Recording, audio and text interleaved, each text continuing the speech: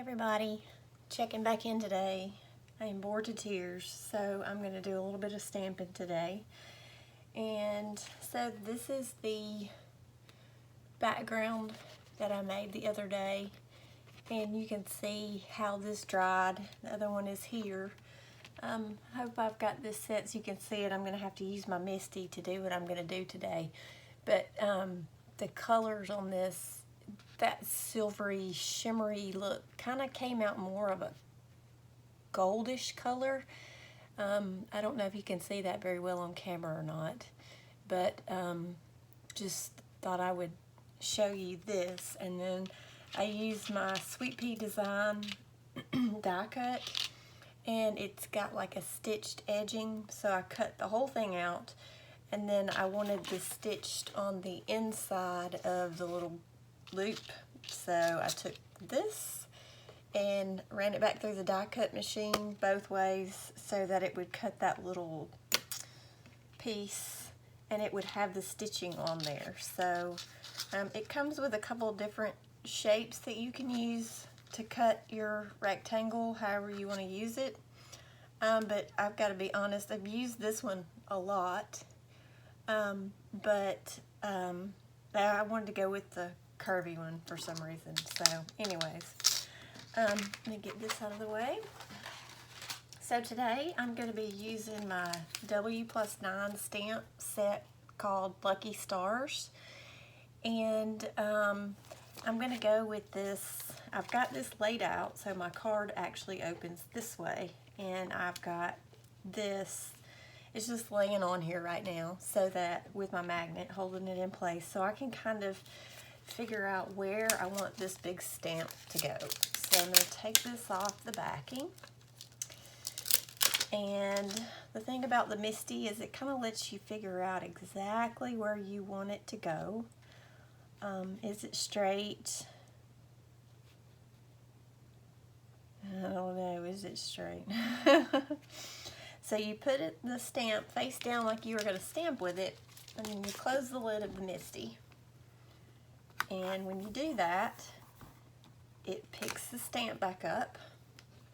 And on this side, I don't know if you can see it or not, but there's my stamp. So the magnet holds everything in place, so my paper didn't move.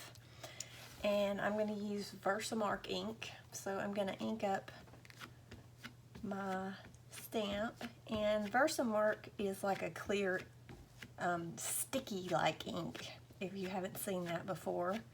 And I'll always make sure I ink it up really good because I don't want to mess it up. But the great thing about using the Misty is if you stamp it once and it doesn't stamp all the way, then you just do it again. So I'm going to move my magnet a little bit in here without messing that up. And I'm going to stamp down, and I just kind of rub it to make sure the ink gets on the paper. And when you pick it back up, you can kind of see at an angle, okay, this looks good or it doesn't, and you probably can't see that on camera, but once I take my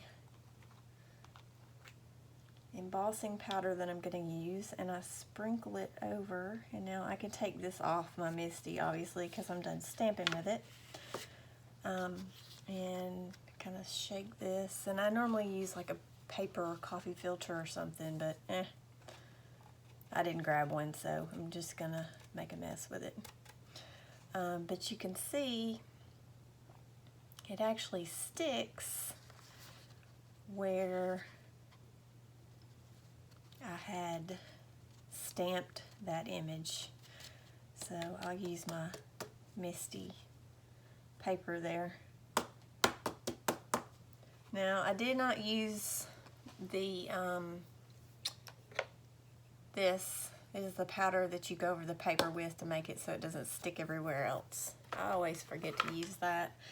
So what I do is if I have some random embossing powder kind of where I don't want it, I just take a little brush and I'm gonna have a little bit here, but hey, it's handmade. It doesn't have to be perfect. It's not supposed to be perfect. And so I'm dusting off some of that that's not attached to the embossing powder, or I'm sorry, to the ink, to that sticky ink. Some of it's gonna stick, but yeah, like I said, that powder works great when you remember to use it. So I'm gonna tap this off one more time, and you can kind of see how it looks on the paper. Now let me close my embossing powder here and move the MISTI out of the way so I don't start an embossing powder storm everywhere. And this is my heat tool. This is my embossing gun. And as you heat this up, it's going to change. So once you've embossed it, that's what that's called, the heat embossing. It's like raised and kind of shiny looking. I don't know if you can see that, but I always love embossing. And of course you can see where there's a little bit there that got left behind, but no biggie. And I'm always loving to glitter things, so get this big box in here. And I've got some shimmering mist that I'm gonna just put this down in the bottom of the box and mist that side of the card that's not going to be covered. And yeah, I want a little bit more. And you can get as crazy as you want to with the glitter spray to get it so it shimmers, and it's much better if you do it inside the box. Now you can see it dripped a little bit there, but I'm going to leave that because I think that's going to go nicely with the kind of gold look that I've got on the background that I made on the Yupo paper. So I'm going to have to dry this real quick. Okay. And then all I need to do is to add this piece to my card front. And so what I do, I've got a Scotch ATG tape gun. Love this thing, by the way.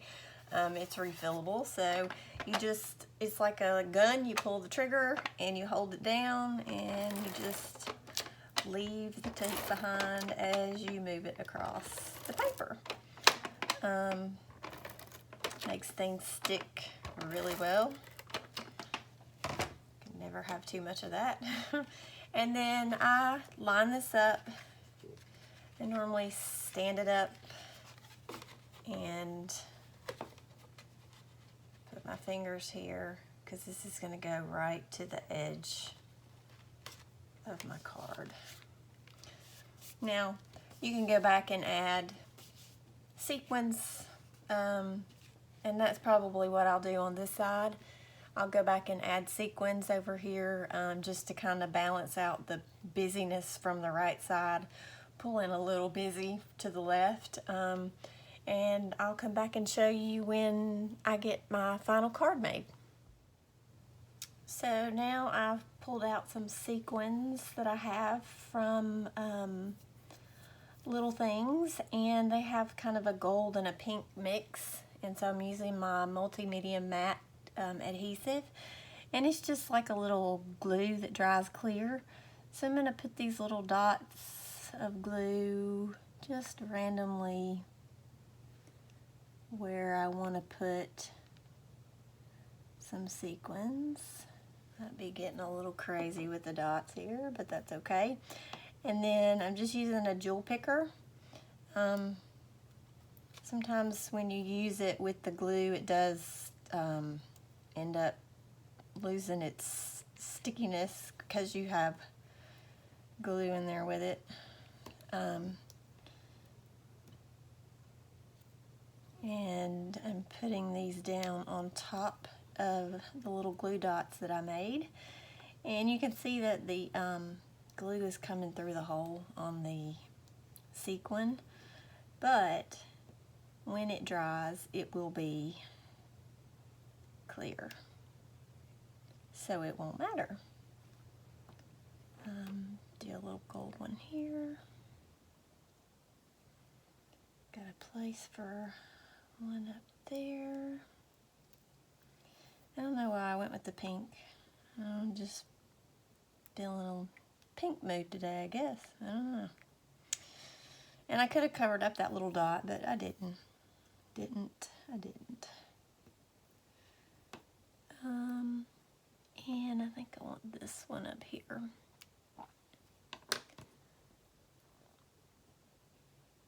So this card is my finished card. It says, "I thank my lucky stars that you're my friend." Now, of course, when you mail this, you're going to have to be careful putting it in the envelope because these sequins are not, you know, it's not permanent. So all else fails, they can have a sequin party when they fall out. But the glitter, if you can see the glitter on the background, will stay on there and it's not going to fall off everywhere.